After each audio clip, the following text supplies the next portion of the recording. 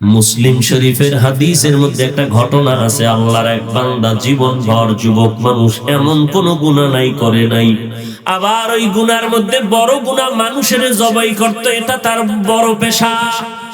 এরে আল্লাহর গোলাম, ওই যুবক এক এক করে, একটা না দুইটা না, একটা বাকি আছে 100 পূরণ হইতে, এরকম 99 জনের কল্লা কেটে ফেললো।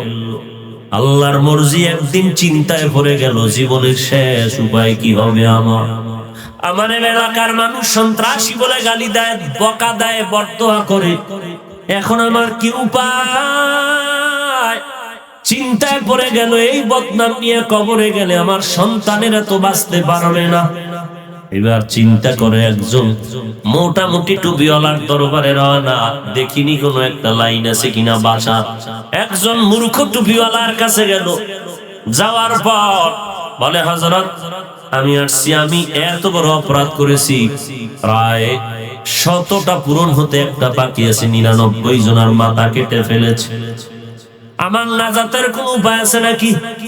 মূর্খ আল্লাহর বান্দা কয়, তোমার লজ্জা নাই? এত বড় সাহস! 99টার মাথা খাইয়াইছো, আবার বাঁচার জন্য তোমার কোনো রাস্তা খোলা নাই। যুবক বলে, আমার যদি খোলা নাই থাকে তাহলে এই কামার বন্ধ করে লাভ কি? তাহলে এই হুজুরের আগে সাইজ করে 100 পূরণ করি। এইবার ওই টুপিওয়ালারও হত্যা করলো। হত্যা করে 100 পূরণ হয়ে গেল। সামনে আগাইতেছে, একজন ইলমওয়ালার সাথে মোলাকাত হয়ে গেল। ডাক দিয়ে কয়, যুবক, কি হালাত? বলে, এই অবস্থা। বলে, তওবা করে নাও, কারণ আমার আল্লাহর দয়ার দরজা তো অনেক বড়। আল্লাহ যত বড়, তার রহমত তত বড়, তার দয়া তত বড়। পাহাড় সম পরিমাণে যদি গুনাহ করো, আল্লাহ পাক গফফার নামের চাদর বিছায়া বান্দাকে ডাকেন, উদউনি আস্তাজিব লাকুম। বান্দা, তুই ডাক দিবে, আমি জবাব দিতে দেরি করব না। এক ফোঁটা চোখের পানি ছেড়ে যদি তওবা করো, জীবনের সব গুনাহ আল্লাহ মাফ করে দিবে। আল্লাহর বান্দা বলে, তো একজন ভালো ব্যক্তির কথা বলেন, কার কাছে গেলে আমার জীবনটা পরিবর্তন হবে? যাও, অমুক এলাকায় একজন আল্লাহর ওলি আছে, খাঁটি ওলি, তার দরবারে গিয়ে তওবা করো, জীবনটার পরিবর্তন করো। আল্লাহর বান্দা যুবক সন্তান যখন রওনা, রাস্তার মাঝখানে যেতে না যেতেই আজরাইল আলাইহিস সালাম হাজির হয়ে গেলেন। যুবকের রূহটা কবজ করে নিয়ে গেছে। যুবকের লাশটা রাস্তার উপরে পড়ে আছে। এবার জাহান্নামের ফেরেশতারা আসছে, জান্নাতের ফেরেশতারা আসছে, তার রূহটা জান্নাতে, জান্নাতীরা জান্নাতে নিবে। দুই দল ফেরেশতার ভেতরে তর্ক শুরু হয়ে গেল। জাহান্নামী ফেরেশতারা বলে, সে তো কখনো তওবা করে নাই, মাত্র রওনা হয়েছে, জীবনভর অন্যায় করেছে, তারে জাহান্নামে নিতে হবে। জান্নাতি ফেরেশতারা বলে, না, বান্দা তো খাঁটি মনে তওবা করার জন্য রওনা হয়ে গেছে, এখন তাকে আমরা জান্নাতে নিয়ে যাব। সমাধানের জন্য রব্বুল আলামিন জিবরাইল আমিনকে পাঠিয়ে দিলেন, যাও জমিনের মধ্যে গিয়া ওই ফেরেশতাদের সমাধান করে দাও। বলে, কেমন? ওই যুবকটার লাশ যেখানে পড়ে আছে, ওখান থেকে জমিনটা মাপ দাও। আল্লাহর ওলির বাড়ির জায়গা যদি কাছে হয়, জান্নাতের ফেরেশতারা নিয়ে যাবে। আর যুবকের লাশের জায়গা থেকে নিজের বাড়ির জায়গা যদি কাছে হয়, জাহান্নামের ফেরেশতারা নিয়ে যাবে। নবীজি হাদিসে বলেন, যুবক যেখানে ইন্তেকাল করলো, ওই জায়গা থেকে তার বাড়ির জায়গাটাই ছিল কাছে। আল্লাহ যেহেতু রহমান, আল্লাহ যেহেতু দয়াময়, মাটিকে হুকুম করে বলে, রে মাটি, আমার মুহাব্বতের বান্দাটা যেন জাহান্নামে না যায়। এরে মাটি, তুই আল্লাহ ওয়ালার বাড়ির দিকে একটু আগায় যা, কারণ আমি আল্লাহর রহমত কত বড়, কত বড় আমার বান্দা ও নবী উম্মতের জানায়া দেন। আমি আল্লাহর মুহাব্বতে যদি কেউ 1 বিঘা আগাইয়া যায়, আমি আল্লাহর রহমত তার দিকে 1 হাত আগায় যাবে।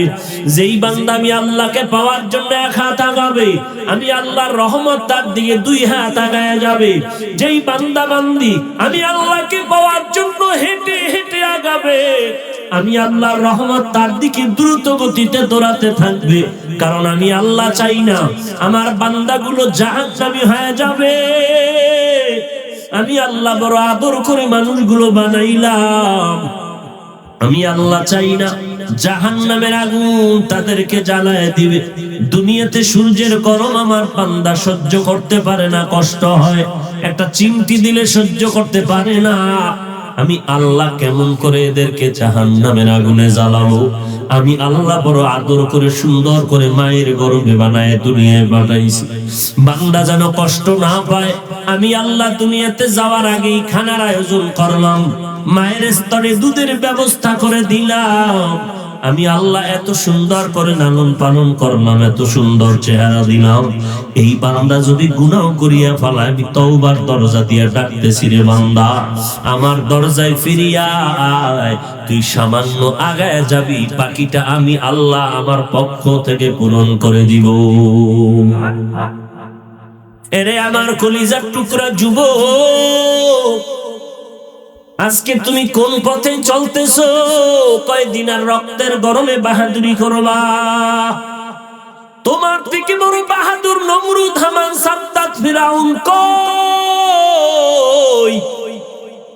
যেই ফেরাউনের টাকা পয়সা ক্ষমতার অভাব ছিল না, 40 বছর পর্যন্ত যেই ফেরাউনের কোনো অসুস্থতা নাই, আজকে সেই ফেরাউনের লাশ জমিন পর্যন্ত কবুল করে নাই। ওই ফেরাউনের নাম দুনিয়াতে খুঁজিয়া দেখ, কোন বেঈমানের ঘরে একটা ফেরাউন নামের কাউকে পাওয়া যাবে কি? না না, ফেরাউন নামের কাউকে জমিনে পাওয়া যাবে না। যদি কাউকে বলা হয় তোমাকে 1 লাখ টাকা দিব, তোমার সন্তানের নামটা ফিরআউন রাখো, রাজি হবে কেউ? এরে নবীর উম্মতের দান, ওই ফেরাউনের টাকা পয়সার অভাব ছিল না, ক্ষমতার অভাব ছিল না, কিন্তু পরিণাম ফল কি হলো? আর সারা দুনিয়াতে ফেরাউনের নামটা কেউ শুনতে চায় না। অথচ তাকায় দেখো, সেই ফেরাউনের ঘরেই তৈরি হয়েছে তার বিবি আসিয়া। কেমন আল্লাহর বান্দি, এত বড় ক্ষমতাওয়ালা ফেরাউনের ঘরে আসিয়া। মায়ার নবী যখন মেরাজে যাইতেছেন বোরাকে চড়িয়া বাইতুল মাকদিস থেকে, হঠাৎ নবী বললেন, জমিনের মধ্য থেকে কেমন যেন জান্নাতের ঘ্রাণ আমি নাকে পাইতেছি। জিবরাইল আমিন কিসের থেকে ঘ্রাণটা আসে? এরে পর্দার আড়ালের মা, দেখো ফেরাউন এত বড় বেঈমান, আল্লাহকে আল্লাহ বলে স্বীকার করে না, অথচ তার স্ত্রী ফেরাউন কত বড় আল্লাহওয়ালা। জিবরাইল আমিন ডেকে বলেন, ও পয়গম্বর, দুনিয়ার বড় খারাপ বেঈমান ফেরাউনের স্ত্রী আসিয়ার কবর, ওই কবর থেকে বেহেশতের ঘেরান আপনি নাকে শুনতে পেয়েছে। যেই ফেরাউনের স্ত্রী আসিয়া কিয়ামতের ময়দানে আপনার স্ত্রী রূপে হবে জান্নাতের বিবিদের মধ্যে একজন। ও পয়গম্বর, ফেরাউনের আসিয়া হলো স্ত্রী, কিয়ামতের দিন আপনার বিবি হবে। ও দুনিয়ার নারীর দল, হেদায়াত পাওয়ার জন্য তো আমেরিকা যাওয়ার দরকার নাই, বালিশে মাথা লাগায় যদি একটু চিন্তা করেন, ফেরাউনের পরে তাকিয়া আসিয়া আবার কেমন করে আল্লাহর এত প্রিয় বান্দি হয়ে গেল। এরে আম্মা জান, আপনার জীবনটা কতই যে ধন্য। আপনি তো নবীদের বিবিদের মতো একজন নারী, খাদিজাতুল কুবরার মতো একজন মা, আয়েশা সিদ্দিকা রাদিয়াল্লাহু আনহার মতো মা। আপনি তো আলেম উলামাদের মা, হাফেজে কোরআনের মা। যদি একজন কোরআনওয়ালার মা হয় কবরে যেতে পারেন, এটাই জীবনটা বড় ধন্য হয়ে যাবে। এরে পর্দার আড়ালের মা, আল্লাহর কাছে তওবা করে নাও। দুনিয়ার রং তামাশা ভোগ বিলাস কিছুই না, একদিন কবরের ডাক এসে যাবে, সন্তান পড়ে থাকবে, কেউ তোমারে আর ধরে রাখবে না। সাদা কাপড়ের 5টা প্যাকেট বানায় কবরে পৌঁছায় দিবে, সন্তানেরা মা মা বলে কাঁদবে, কিছুদিন পরে ভুলে যাবে। তারা নিজেরা বিবাহ শাদী করে মায়ের কথা বলে আবার আনন্দে চলে যাবে। আরে নবীর উম্মতের দল, আল্লাহর ভয় অন্তরে ঢুকাও, আল্লাহ ওয়ালাদের মুহাব্বত অন্তরে জমা করে নাও। আল্লাহ ওয়ালাদের নেক নজর যদি একবার লেগে যায়, কপালটা খুলিয়ে যাবে রে আল্লাহর বান্দা। জীবনে যত অন্যায় করেছো তওবা করো, এ দুনিয়া কিছুই না হেরে মুমিন। ও যুবক আল্লাহর গোলাম, আজকে তোমার পায়ে হাত রেখে বারবার আল্লাহ ওয়ালারা বুঝায় নামাজ পড়ো, পর্দা করো, তুমি রাজি হও না। আর আমরাও তো মুসলমান, আমাদেরকে যতই লোক দেখানো হোক, ভয় দেখানো হোক, জীবন যাবে, নামাজ ছাড়বো না, বেপরদায় চলবো না। একটু চিন্তা করো রে বাবা, তোমাকে এত বুঝানোর পরেও নামাজ কেন পড়তে চাও না? মনে মনে কি ভেবেছো আল্লাহর কোরআন মিথ্যা, রসুলের হাদিস মিথ্যা? এক বিন্দু মিথ্যা না রে বাবা। যদি মিথ্যা হইতেন তো সাহাবায়ে কেরাম জীবন ভর কান্না করতেন না। এরে নবীর আশিক, মায়ার নবীর কোনো গুনাহ নাই, কোনো গুনাহ নাই, এরপরও সারা রাত নামাজে কান্নায় কাটায় দিলেন। কবরের কিনারায় বয়া নবী কান্না করেন, মসজিদের মধ্যে নবী সারা রাত কান্না করেন উম্মতের মহব্বতে। এরে নবীর আশিকের দল, ডানে বামে তাকায়া দেখো, তোমার আমার মতো কত যুবক চাকরি করে, ব্যবসা করে, এক বেলারও নামাজ বাদ দেয় না, স্কুল কলেজে পড়ে নামাজ বাদ দেয় না। নিজের একটু প্রশ্ন করো বাবা, তুমি কেন নামাজ পড়তে পারবা না? ওরে আল্লাহর বান্দা, তোমার আমার মতো যুবক ড্রাইভারি করে নামাজ বাদ দেয় না, তুমি কেন পারো না? তোমার আমার মতো কত যুবক কৃষি কাজ করে, শ্রমিকের কাজ করে, এত কষ্ট করিয়াও নামাজ ছাড়ে না, তুমি কেন নামাজ পড়তে পারো না? যদি এখনো শয়তান তোমার অন্তর দখল করে রাখে, তওবা করে নাও, আল্লাহর দরবারে চোখের পানি ছেড়ে কান্না করো। এরে নবীর উম্মতের দল, যে যেই দলাদলি করো, যেই মতে থাকো না কেন, ওই মরণের পরে প্রশ্ন কিন্তু তিনটা সকলকেই করা হবে। এক নম্বরে রবের পরিচয় দাও, দুই নম্বরে ধর্মের পরিচয় দাও, তৃতীয় প্রশ্ন হলো রহমাতুল লিল আলামিনের পরিচয়টা দাও। এরে আল্লাহর বান্দা, এই তিনটা প্রশ্নের জবাব ঠিক করিয়া কবরে রওনা হও, কারণ ওই কবর এমন ভয়ঙ্কর জায়গা। নবীর সাহাবী ওসমান রাদিয়াল্লাহু তাআলা আনহু কবরের কিনারায় বসে হাউমাউ করে কান্না করতেন কবরের আযাবের ভয়ে। এরে নবীর উম্মতের দল, এই ওয়াজের ভেতরে বহু আল্লাহর বান্দা এই জাহান্নামের চিন্তা যখন পড়ে যায়, চোখের পানি আর ধরে রাখতে পারে না রে বাবা। এখানে যারা বসে আছেন, যত বড় নামাজি দাবি করি, গুনাহ মুক্ত জিন্দেগি এখানে কারণ নাই। আল্লাহ ওয়ালা বুজুর্গ সাহাবায়ে কেরাম যদি কান্না করেন, আপনার আমার কি পরিমাণ চোখের পানি ছাড়া দরকার? নবীজি বলেন, বেশি করে কান্না করো, যদি কান্না না আসে কান্নার বাহানা করো, তাতেও সওয়াব হবে। কারণ দুনিয়ার ঘরে আগুন লেগে গেলে পানি ছাড়া যেমন ঠান্ডা করা যায় না, গুনাহের কারণে যদি জাহান্নামের আগুন কবরে জ্বলতে থাকে রে মুমিন, ওই কবরের আগুন চোখের পানি ছাড়া ঠান্ডা হবে না রে ভাই। আল্লাহর দরবারে চোখের পানি ছেড়ে কান্না করো। এ দুনিয়ার টাকা পয়সা, বাড়ি গাড়ি কোথায়? কই বাড়িওয়ালা তো নাই, বাড়ি পড়ে আছে, গাড়িওয়ালা নাই, গাড়ি পড়ে আছে। ওই অন্ধকার কবরের বাজার কি করে সুরে মুমিন? আজকে যদি তোমার মরণ হয়ে যায়, ওই অন্ধকার কবরে তোমাকে সবাই নিয়ে যাবে। সবাই দেখবা তোমার মা কাঁদে, বাবা কাঁদে, আমার সন্তান নাই। কান্না করে করেও কিন্তু তোমাকে ধরে রাখবে না। কেউ যাবে বাঁশ বাগানে বাঁশ কাটার জন্য, কেউ পানি গরম করার জন্য তোমাকে চিরবিদায়ের গোসল করাবে, কেউ যাবে বাজারে কাফন কেনার জন্য। তোমার বাবায় দৌড়াবে, ও ইমাম সাহেব, আমার সন্তানের জানাজা না পড়ায় আপনি কোথাও যাবেন না। জীবনের শেষ গোসল দিয়া জানাজা পড়াইয়া যখন খাট কাঁধে নিয়ে বাঁশ বাগানে রওনা হবে, তোমার আমার মা জানালা দিয়া কান্না করে বলবে, আমার বাবারে কই নিয়ে যাও? এই সন্তানটারই একবার আমাকে দেখা যাও, মনের মতো আমি চেহারাটা দেখে নেই। কারণ এই সন্তান আমাকে কতবার মা মা বলে ডাকতো। এই সন্তান আমাকে যখন আব্বা বলে ডাক দিতে আমার কলিজাটা ঠান্ডা হয়ে যাইতো। এই সন্তানের বড় করতে গিয়া আমি মা কত রাত ঘুমাতে পারি নাই। এই সন্তানের পেছনে গিয়া আমি কতবার খানাও খেতে পারি নাই। এরে আল্লাহর বান্দা, এই ময়দানে এমনও বান্দা আছে অনেকের মা নাই, বাবাও নাই। অন্ধকার কবর থেকে মা বাবা দোয়ার অপেক্ষায় তাকিয়ে আছে। ওই মা বাবার জন্য চোখের পানি ছেড়ে দাও।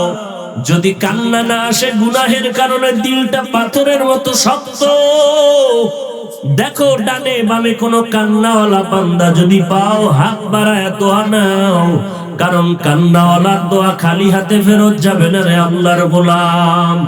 মায়ার নবী কান্না করলেন, সাহাবায়ে কেরাম কান্না করে করে জীবনটারে কাটায় দিলেন। আল্লাহর দরবারে চোখের পানি ছাড়ো, যদি কান্না না আসে আল্লাহর কাছে বিনয়ের সাথে বলো, আল্লাহ এই ময়দানে আমার মতো গুনাহগার কেউ নাই, যে কারণে আমার চোখে পানি আসে না। ডানে বামে কত বান্দা মোনাজাতে কান্না করে, আমার কপালটা এতই যে খারাপ, আজকে গুনার কারণে আমার দিল শক্ত, চোখে পানিও নাই। আল্লাহর কাছে তৌফিক চাও, হে আল্লাহ কান্নাওয়ালা চক্ষু দান করে দাও। যেই চোখে কান্না নাই সেই চোখ দিয়া কি লাভ হবে আমার? যেই জবানে আল্লাহর নামের জিকির নাই সেই জবানটা দিয়া কি লাভ হবে আমার? আল্লাহর দরবারে কান্না করো, তওবা করো। এরে আল্লাহর বান্দা, এই মহামারীতে অনেক বান্দা কত আপনজনের হারায় এতিম হয়ে গেল। এরে নবীর আশিক উম্মতের দল, মোনাজাতের পরে অনেকে বাড়িতে গিয়া দেখবে মা এখনো ঘুমায় না, সন্তানের অপেক্ষায় বসে আছে। আর একদল আল্লাহর বান্দা দেখবে দরজা বন্ধ, এত ডাকবে কেউ দরজা খুলে না।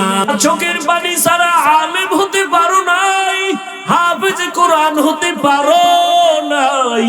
মা তোমারে মাদ্রাসায় দিয়া কিন্তু খানাও খায় না, আরামে ঘুমাইতে পারে না। ওই মা বাবারে যারা বাড়িতে রেখে এখানে পড়ে আসো, আল্লাহকে মুহাব্বতে ডাক দিয়া বলো, হে দয়ার মালিক, আমার মা কত আদর করে আমাকে লালন পালন করেছে, ওই মা কবরে পড়ে আছে, আমাকে কষ্ট করে মানুষ বানায় গেলে। এরে মাদ্রাসার ছাত্র ভাই, কত ছাত্র আছে এত কষ্ট করিয়া লেখাপড়া করো, অনেকের মা নাই, বাবাও নাই। আবার অনেকের মা বাবা কষ্ট করে, কারো বাবা রিক্সা চালায় তোমার টাকা দেয়, খরচ দেয়, ওই বাবার জন্য দোয়া করো। আর আল্লাহকে বলো, দয়ার আল্লাহ আমার বাবা না খাইয়া কত কষ্ট করে ঘামের টাকাগুলো দিয়ে আমাকে লেখাপড়া করায়, আমি মা বাবাকে কিছুই দিতে পারি না রে আল্লাহ, তবে আমার মা বাবার মনের আশাটা পুরাইয়া দিও। এই ইলমের দরজা থেকে খালি ফিরাইয়া দিও না রে মালিক। আয় আল্লাহ, তুমি খাঁটি আলেম হওয়ার তৌফিক দিও, ইলমের নূর দিয়া সিনাটা ভরপুর করে দাও রে মালিক। ও মাদ্রাসার ছাত্র ভাই, আমিও তো তোমার মতো একদিন ছাত্র ছিলাম। ওই মা বাবার দোয়া ছাড়া তো এই চেয়ারে বসতে পারি নাই, ওস্তাদদের দোয়া ছাড়া তো চেয়ারে বসতে পারি নাই রে বাবা। ইলমের নূর যদি সিনায় চাও, চোখের পানি ছেড়ে কাঁদো, মা বাবার জন্য দোয়া করো, ওস্তাদদের জন্য দোয়া করো, বড় রাতে উঠে কান্না করো। চোখের পানি ছাড়া আল্লাহকে রাজি করা যাবে না রে যুবক। ও যুবক, তোমার মতো কত যুবক নামাজ বাদ দেয় না, তুমি কেন পারবা না? আল্লাহর ওয়াস্তে পায়ে হাত রেখে বলি, তওবা করো, গলায় ছুরি আসবে আর নামাজ ছাড়বো না, বেপরদায় চলবো না। মা বাবাকে কষ্ট দিব না, কোরআন ছাড়া আর চলবো না, নবীর সুন্নাত ছাড়া আমল করব না। তওবা করার নিয়ত করে আল্লাহর কাছে মহাব্বতে চোখের পানি ছেড়ে দাও, দিল নরম করো, আল্লাহর কাছে তৌফিক কামনা করো। হে আল্লাহ, খাঁটি তওবা করার তৌফিক দান করে দাও, তওবার উপরে মজবুত হয়ে চলার তৌফিক দান করো, আমিন। আলহামদুলিল্লাহিল্লাযী জাআলাশ শামসা ওয়াল কমারা বিহুসবান ওয়ান নাজমা ওয়াশ শাজারা ইয়াসজুদান وفضل زمانا على زمان كما فضل مكانا على مكان وإنسانا على إنسان ونشهد أن لا إله إلا الله وحده لا شريك له لا ضد له ولا ند له ولا مثل له ونشهد أن سيدنا وسندنا وحبيب ربنا وطبيبنا وطبيب قلوبنا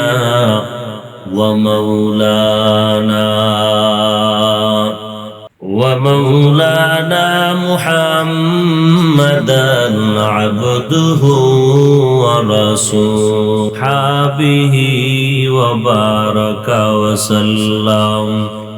وبارك وسلم تسليما كثيرا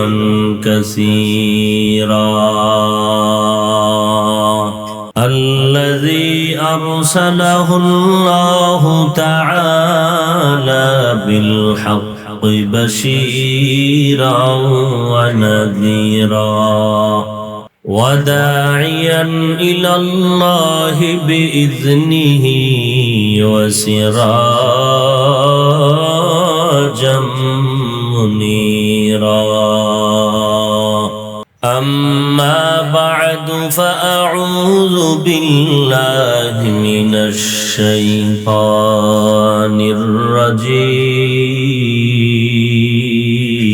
الرجيم بسم الله الرحمن الرحيم يا أيها الذين آمنوا اتقوا الله يا أيها الذين آمنوا اتقوا الله وكونوا مع الصادقين وقال النبي صلى الله عليه وآله وسلم عليكم بمجالسة العلماء واستماع كلام الحكماء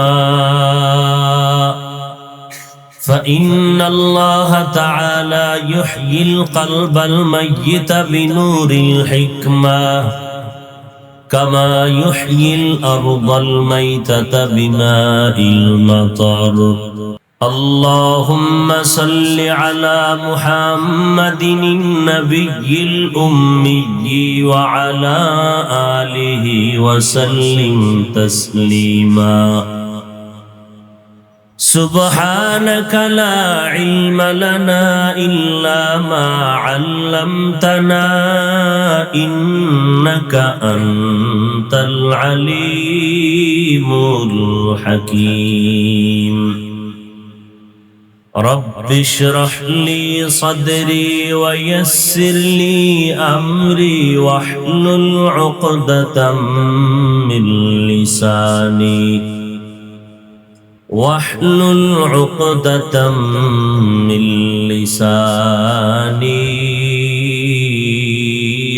يفقهوا قولي सूरज ने दिया अपनी शुआओं को ये पैगाम सूरज ने दिया अपनी शुआओं को ये पैगाम दुनिया है अजब चीज को भी सुबह को भी शाम दुनिया है अजब चीज को भी सुबह को भी शाम दुनिया में हो दुनिया का तलबगार नहीं हो दुनिया में हो दुनिया का तलबगार नहीं हो बाजार से गुजर हो खरीदार नहीं हो बाजार से गुजर हो खरीदार नहीं हो मकबूल है शाज़ है काबिल तो बहुत है मकबूल है शाज़ है काबिल तो बहुत है ऐना के मानिंदे तो नहीं दिल तो बहुत है ऐना के मानिंदे तो नहीं दिल तो बहुत है আল্লাহ পাক রব্বুল আলামিন বলেন হে মুমিন তোমরা আমাকে ভয় করো কোন বেদিন বেঈমানকে বলেন নাই যারা মুমিন তাদেরকেই বলেছেন কেন আল্লাহ চান কোন মুমিনরা যেন সামান্য সময়ের জন্য জাহান্নামে না যায় কোন বেঈমান তো কখনো জান্নাত পাবেই না জান্নাত পাবে মুমিন কিন্তু এই মুমিনও যেন অপরাধের কারণে কিছু সময়ের জন্য জাহান্নামে যেতে না হয় এজন্য আল্লাহ বারবার সতর্ক বাণী দিচ্ছেন মুমিনেরা আমাকে ভয় করো ভয় করলেই গুনাহ থেকে বাঁচা সম্ভব কারণ ছাত্র ওস্তাদকে ভয় করার কারণে ওস্তাদের সামনে ছাত্র অন্যায় করে না মা বাবাকে সন্তান ভয় করার কারণে মা বাবার সামনে সন্তান অপরাধ ঠিক মানুষ যদি আল্লাহকে ভয় করে তো মানুষও কখনো আল্লাহর দরবারে গুনাহের কাজ এই গুনাহ থেকে বাঁচার জন্যই হলো আল্লাহকে ভয় করা তথা তাকওয়া অর্জন করা আর এই তাকওয়া অর্জন করার জন্য নিজে নিজে সম্ভব না যাদের অন্তরে তাকওয়া আছে ভয় আছে তাদের সঙ্গী হও তারা কারা আল্লাহ বলেন তারা হলো সাদিকিন তারা সালিহিন তারা নেককার তারা সত্যবাদী এদের সঙ্গী হয়ে থাকো এক সেকেন্ডের জন্য না মা'আস সাদিকিন সর্বাবস্থায় তাদের বন্ধু হয়ে থাকো কারণ এরা কারা এই সত্যবাদী যারা এরা আল্লাহর বন্ধু আর এরা রাতারাতি সত্যবাদী হতে পারেনি এরাও দীর্ঘ জীবন ভর সাধনা করেছেন আল্লাহ পাওয়ার জন্য বাবায় সন্তানকে বললেন ছোট্ট বাচ্চাকে এই সন্তান তুমি শুকায় যাইতেছো কেন বলে খানার রুচি নেই বলে শোনো আজকে থেকে একটা ডিউটি প্রতিদিন ঘুমের আগে 1 কাপ পরিমাণ গাভীর দুধ পান করে ঘুমিয়ে যাও খেয়াল করতেছেন বাবায় কাকে বললেন বড় সন্তান না ছোট ছোট বাচ্চাকে বললেন প্রতিদিন ঘুমের পূর্বে 1 কাপ পরিমাণ গাভীর দুধ পান করে ঘুমাইবা এই কথার দ্বারা আপনারা কি বুঝতেছেন যে দুধও তুমি পান করবা আর এই দুধ কোথা থেকে আনা যায় তুমি কিনে আনো আর গাভীর থেকে দহন করে আনো এটা তোমার বিষয় ব্যাপারটা কি এমন ব্যাপার কি তাহলে ব্যাপার হলো প্রতিদিন ঘুমের আগে দুগ্ধ পান করে ঘুমানো তোমার দায়িত্ব এটা তোমার ডিউটি তোমার মাথার কিনারায় প্রতিদিন দুধ জমা করে দেওয়া আমি বাবার দায়িত্ব আল্লাহ বলেন সত্যবাদীদের বন্ধু হয়ে থাকো সব সময় তার ব্যাখ্যা কি তোমার কাজ সত্যবাদীর সাথে বন্ধুত্ব করে চলা, আর আমি আল্লাহর দায়িত্ব সত্যবাদী যুগে যুগে জমিনে সর্বাবস্থায় তোমাদের সামনে রাখা। আমি সত্যবাদী রেখেছি, তোমরা বন্ধু বানায়া তারপরে চলো, কারণ একা একা চলার কোন রাস্তা। তুমি একা চলবা কি করে? তুমি তো এমনিতেই দুর্বল, সৃষ্টিগতভাবেও দুর্বল, জ্ঞানের দিক থেকেও দুর্বল। আল্লাহ পাক বলেন ওয়া খুলিকাল ইনসানু যায়ীফা, আমি ইনসানকে দুর্বল করে সৃষ্টি করেছি। মানুষের মতো দুর্বল আর কোন প্রাণী সৃষ্টি করি নাই। মানুষ তুমি এতটাই দুর্বল, খানার বেলায় তুমি দুর্বল, মেধার বেলায় তুমি দুর্বল, চলাফেরার দিক থেকেও তুমি দুর্বল। অন্য অন্য প্রাণীর দিকে তাকাও, খানার দিক থেকে তোমার থেকে তারা অনেক আগানো। তোমার হাত পা বড় দুর্বল। দুনিয়াতে যখন তুমি এসেছিলে তখনও তুমি দুর্বল। কেমন দুর্বল? আমি যখন দুনিয়াতে মায়ের গর্ভ থেকে আসবো তখন আমার মা বড় কান্না জড়িত অবস্থায় বিছানায় পড়ে আছেন।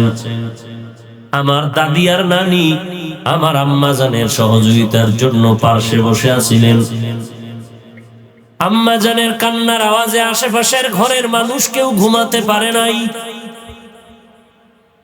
এত জোরে চিৎকার, মনে হয় যেন 7 আসমান বোঝা হয়ে আম্মা জানের মাথায় চেপে আছে।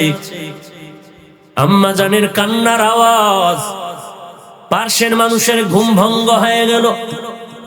আমার দাদি নানি আম্মা জানকে সান্ত্বনা দেয়, এত চিল্লায় না, একটু ধৈর্য ধারণ করো। আম্মা জান কান্নার এক পর্যায়ে হঠাৎ করে আমার দাদি আর নানিকে বললেন, সরে যাও। আমার স্বামী বাচ্চার মাকে একটু আমার কিনারায় পৌঁছায়া দাও। আব্বা জানকে আম্মা জান ডাকলেন। ডাকার পরে আব্বা জানের হাত ধরে আম্মা জান চোখের পানি ছেড়ে কান্না করলেন আর বললেন, স্বামী আমার, মেহেরবানি করে আমাকে তুমি মাফ করে দাও। তোমার ঘরে এসে মনটা ভরে খেদমত করতে পারি নাই।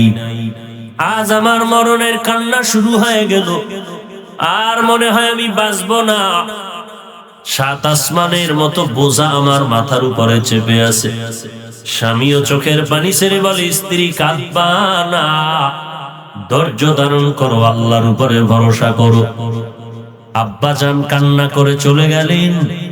যখনই আল্লাহ আমাকে দুনিয়াতে পাঠায় দিলেন, মা অচেতন হয়ে আছে। আমাকে আমার দাদি নানি ধরিয়া মুসাইয়া মায়ের কাছে যখন ধরলেন, আম্মা জান আমার ফুটন্ত চেহারাটা দেখে হাজারো কষ্টের মাঝে মা মুস্কি হাসলেন, ব্যথাটা দূর করে ফেললেন। আম্মা জানকে সবাই বলতেছে, তাড়াতাড়ি বাচ্চাকে কান্না থামাও, দুধ দাও। মা দুধ দিলেন, আমি দুধ গিলতে পারি না, খেতে পারি না, আমার গাল বেয়ে পড়ে যায়। আবার অনেক সময় আমি দুগ্ধ পাইতাম না, বাবায় চলে যাইতেন, জলদি করে যাও ডাক্তার থেকে ঔষধ আনো, বাচ্চা দুধ পায় না কেন?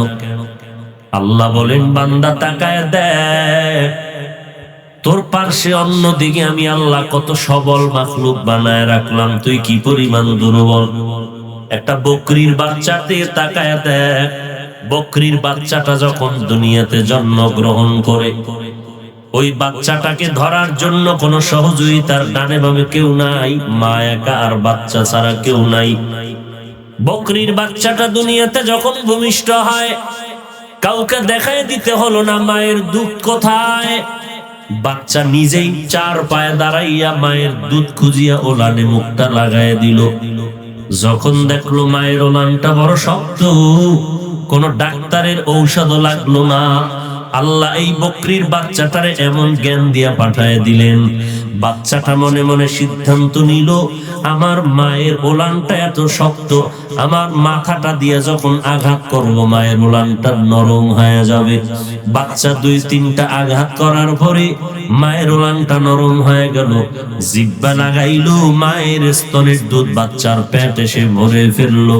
আল্লাহ বলেন, বান্দা তাকায় দেখ, তোর মতো দুর্বল এই জমিনে আর কোনো মাখলুক আমি বানাই নাই।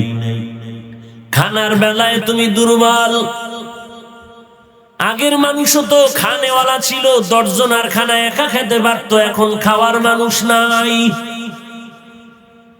একজনের জন্য যেই খানার আয়োজন আমরা আন্দাজ করে করি, তাও তো প্রায় একজনে শেষ করতে পারে না, 2 জন 3 জনে খেয়ে ফেলে। অথচ আল্লাহ বলেন তাকায় দেখ, মহাসমুদ্রের ভেতরে বড় বড় বড় বড় প্রাণী আছে, নীল তিমি। এক একটা নীল তিমির দৈনিক খানার তালিকা হলো 1000 কেজি চিংড়ি মাছ।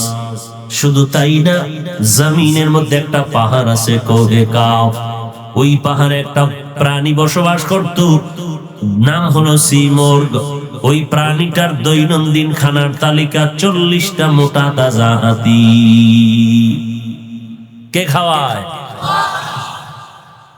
আল্লাহ বলেন বান্দা তুমি খানার বেলায় দুর্বল, চলার বেলায় দুর্বল, তুমি শারীরিক ভাবেও বড় দুর্বল, মেধার বেলায় তুমি দুর্বল। তুমি ইঞ্জিনিয়ারিং পাশ করেছো, বিল্ডিং বানিয়েছো, আর একজন ইঞ্জিনিয়ার এসে বলে তোমার থিওরি ভুল।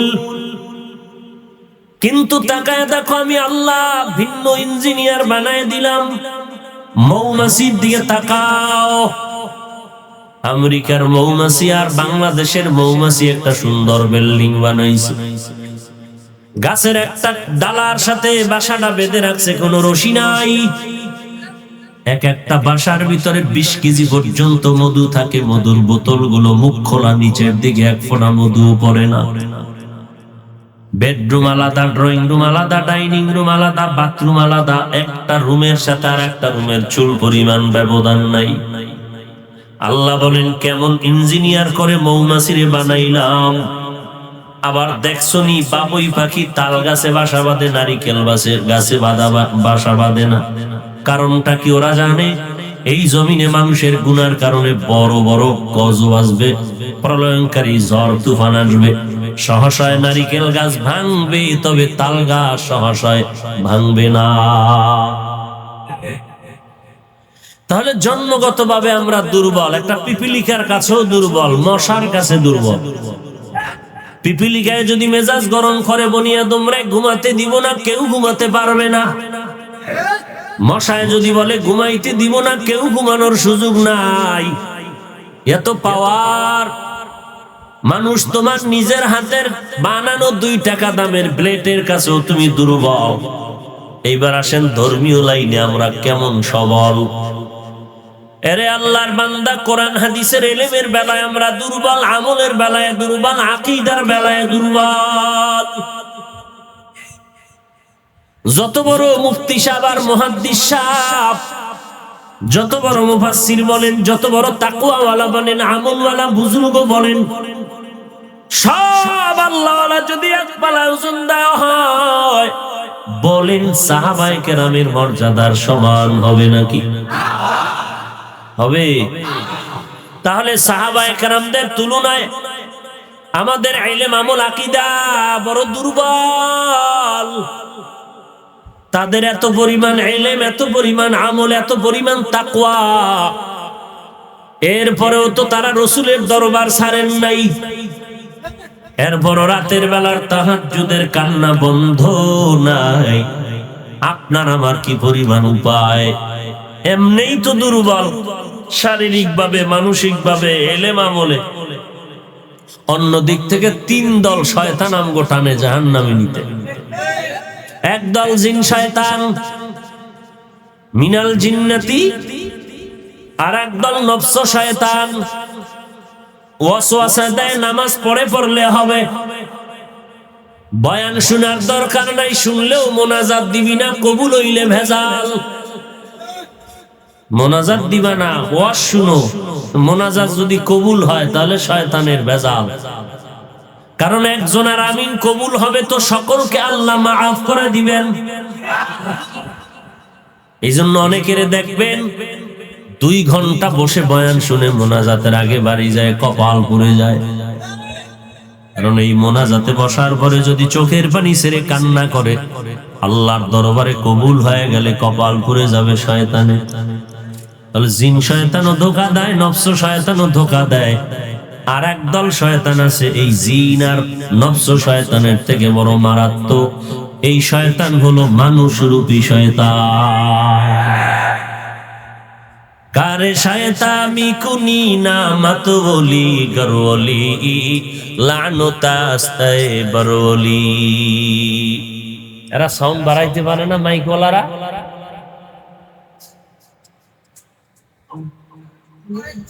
ভাইরা আমার, তাহলে তিন দল শয়তান যদি আপনাকে টানে, এদিকে আপনার এলেমও নাই, আমলও নাই, না কোরআন পড়তে পারেন, না হাদিস পড়তে পারেন। আবার শয়তানও ধোঁকা দেয়, মানুষ শয়তানও ধোঁকা দেয়। জিন শয়তান আর নফস শয়তান থেকে মানুষ শয়তান বড় মারাত্মক। বলে কেমন? আজান দিলে জিন শয়তান পালায় যায়, জিকিরের আওয়াজ পেলে পালায় যায়, কোরআনের তেলাওয়াত শুনলে পালায় যায়। মানুষ শয়তান আজানেও পালায় না, জিকিরেও পালায় না, তেলাওয়াতেও পালায় না। এদের সাথে মোকাবেলা করার জন্য তুমি একা পারবা না, কারণ তুমি দুর্বল। এদের সাথে মোকাবেলার জন্য তুমি একজন সাদিকিন বান্দা সাথে নাও, একজন সত্যবাদী বান্দা হাতের মধ্যে নাও, বন্ধু বানায় নাও। ওই সত্যবাদী বন্ধুটা বেতের বাড়ি দিবে না, বরং সত্যবাদী বন্ধুটার চেহারা দেখলেও শয়তান একটু দূর হয়ে যায়। বড় সন্ত্রাসী বিড়ি টানতেছে, হঠাৎ যখন দেখছে এমদাদিয়া মাদ্রাসার বড় হুজুর হাঁটতেছে, ফট করে আঙ্গুল থেকে হাতের মুষ্টির মধ্যে মোমবাতিটা ঢুকায় ফেলাইছে। কথা বলেন না কেন? বেতের বাড়ির ভয়, এটা একটা আলাদা ভয়। এটা বেত দিয়া এই ভয় তৈরি করা যায় না। বড় বড় সন্ত্রাসী, বড় বড় আল্লাহওয়ালা দেখলেই মাথাটা নত করে কয়, হুজুর একটু দোয়া করে দেন। অতএব আল্লাহওয়ালারে বন্ধু বানায় নাও। তাদেরকে দেখলেও তো বেঈমানেরা একটু দুর্বল হয়ে যায়। তুমি যদি বন্ধু বানাইতে গিয়া অলিকুল শিরোমণি নামের কোন ভণ্ডরে বানায় দাও, নামাজ নাই, রোজা নাই, দাড়ি নাই, টুপি নাই, চেহারাটা ভাল্লুকের মতো, চুলগুলো ভাল্লুকের মতো, এমন অলিকুল শিরোমণি যদি বন্ধু বানাও, আর এরে যদি আনো বাতিলের সাথে মোকাবেলা করার জন্য, আর তোমার অলিকুল শিরোমণি ভণ্ড যদি কয় নামাজ কেন পড়ো না, সন্ত্রাসী কইবে তুই পড়ুনি। ওই বেআমলওয়ালা উল্টা প্রশ্ন করবে। অতএব একজন সাদিকিন সত্যবাদী বান্দাকে বন্ধু বানায় নাও, যাদেরকে দেখলেও বেনামাজি একটু নামাজের জন্য মন তৈরি হয়ে যায়। ঠেকায় হইরাও কইবে আজকে যাই কই, প্রতিদিন ইমাম সাহেবরে কই আমার পোশাক ভালো না, শরীর ভালো না, আজকে কই যাই। বড় হুজুরের সামনে যখন আসি, হুজুর থাক না থাক একটু পড়িয়েই যে। আল্লাহ পাক বলেন, বান্দা তুমি একজন আমার সাদিকিন বান্দারে বন্ধু বানায় নাও।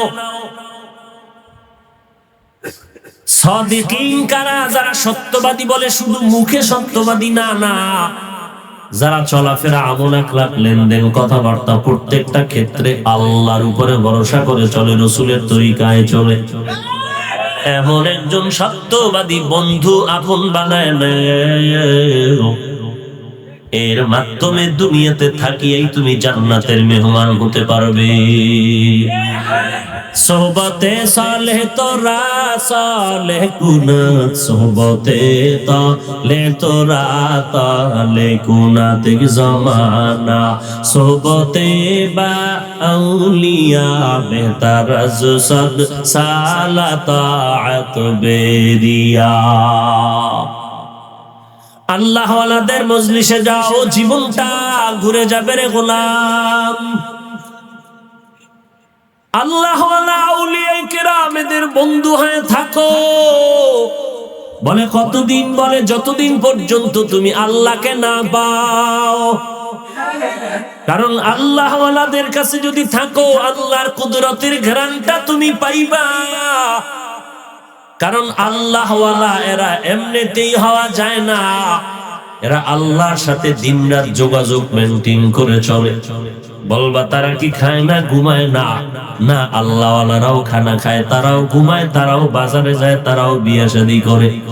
মক্কার মুশরিকেরা বলতো কেমন নবী আবার বাজারে যায়? মক্কার মুশরিকেরা বলতো মুহাম্মদ কেমন নবী, উম্মতের বাথরুমের বয়ান করে শিখায়। সাহাবায়ে কেরাম বলে আমগো নবী শুধু বাথরুমের নিয়ম শিখায় না, বাথরুমে গিয়া কেমনে বসবা, পানিটা কেমনে খরচ করবা সে নিয়ম নবী শিখায়। আল্লাহওয়ালারাও খানা খায়, আল্লাহওয়ালারাও ঘুমায়, আল্লাহওয়ালারাও বাজারে যায়, তবে তাদের হাঁটা চলা খানা দানার ভেতরে আমাদের খানা দানায় ব্যবধান আকাশ পাতাল। আল্লাহওয়ালারা খানা খায়, সেখানেও তালাশ করে মালিক। আল্লাহওয়ালারাও ঘুমায়, তবে তারা বিনা ওযুতে ঘুমায় না।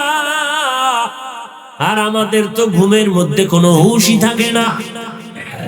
মোবাইলের গান শুনতে শুনতে তুমি রাতটা পার করলা, ফজরের আগে ঘুমায় গেল। আর আল্লাহওয়ালা যারা, এরা রাতের সামান্য সময় ঘুমায়, আবার ভোর রাত উঠিয়া আমার আল্লাহর সাথে কথা বলা শুরু করে। অতিও গভীর হয় রজনী যখন, নীরবে প্রভুর নাম জপিও তখন। প্রভুর করুণা যদি পাইবারে চাও, গভীর রাতে উঠে প্রভুর গুণগান গাও। এরে আল্লাহর বান্দা, সাহাবায়ে কেরামদের থেকে তো বড় বুজুর্গ জমিনে কেউ নাই। এমনকি 10 জন সাহাবা দুনিয়াতে জান্নাতের গ্যারান্টি কার্ড পেয়েছেন, এরপরেও কান্নার আওয়াজ। তাদের তুলনায় তো আপনার আমার আমল আসলেই কোনো আমলের মধ্যেই পড়ে না। তাহলে কি পরিমাণ কান্না দরকার? আল্লাহওয়ালাদের মজলিসে থাকো, এদের নজরে যদি পড়ে যাও দিল পরিবর্তন হয়ে যাবে। আমি প্রায় সময় উদাহরণটা দেই। অনেক সময় দেখবেন একটা শিশু বাচ্চা অসুস্থ হয়ে গেল, খানা নাই, শরীরটা শুকিয়ে যায়, আমার সামনে এসে বলে ভাইজান একটু দম করেন, বাচ্চা অসুস্থ। কেন? ডাক্তার দেখান না, বলে সব শেষ, ভালো হয় না। কারণ কি? বলে সবাই বলে বদ নজর। কি নজর? বদ নজর। বাচ্চা শুকায় গেল। বদ নজর কার? বদ নজর আপনাদের এলাকার বড় হুজুরের। এলাকার সব থেকে ইতর বেআমল গাঞ্জাখোর শৃঙ্খল, এর বদনজরে বাচ্চাটা অসুস্থ হয়ে গেল। গত বছর নারিকেল ভালো হইতো, গজব লাগছে বদনজর, গাঞ্জাখোরের বদনজর। আম গাছের দিয়ে তাকায় বলছে এত আম, গজব শুরু। তো গাঞ্জাখোরের একটা নজরে যদি একটা গাছের মধ্যে রিয়াকশন হয়, একটা গাঞ্জাখোর বেআমল মদ পান করনেওয়ালা নজরের মধ্যে যদি একটা বাচ্চার মধ্যে রিয়াকশন হয়, ও আল্লাহর বান্দা কেন বুঝবা না? একজন খাঁটি আল্লাহওয়ালা, তাহাজ্জুদওয়ালা, কোরআনওয়ালা, জিকিরওয়ালা যদি কোনো বেনামাজির দিকে নেক নজর দেয়, আল্লাহওয়ালার নজরে কেন অ্যাকশন হবে না? মাইলে মোমেন সোয়ে মোমেন মিশাওয়াত, মাইলে কাফের সোয়ে কাফের মিশাওয়াত। এরে নবীর উম্মতের দাত, আল্লাহওয়ালাদের নেক নজর পড়লেই বান্দার ভেতরে পরিবর্তন শুরু হয়ে যায়। কারণ তাদের নজরটা বড় দামি, তাদের জবানের কথা বড় দামি। এই আল্লাহওয়ালাদের বন্ধু হও, এদের দিকে রওনা হবা, এদের কাছে যাইবা, যাওয়ার রওনা হলো তোমার কদমে কদমে সওয়াব।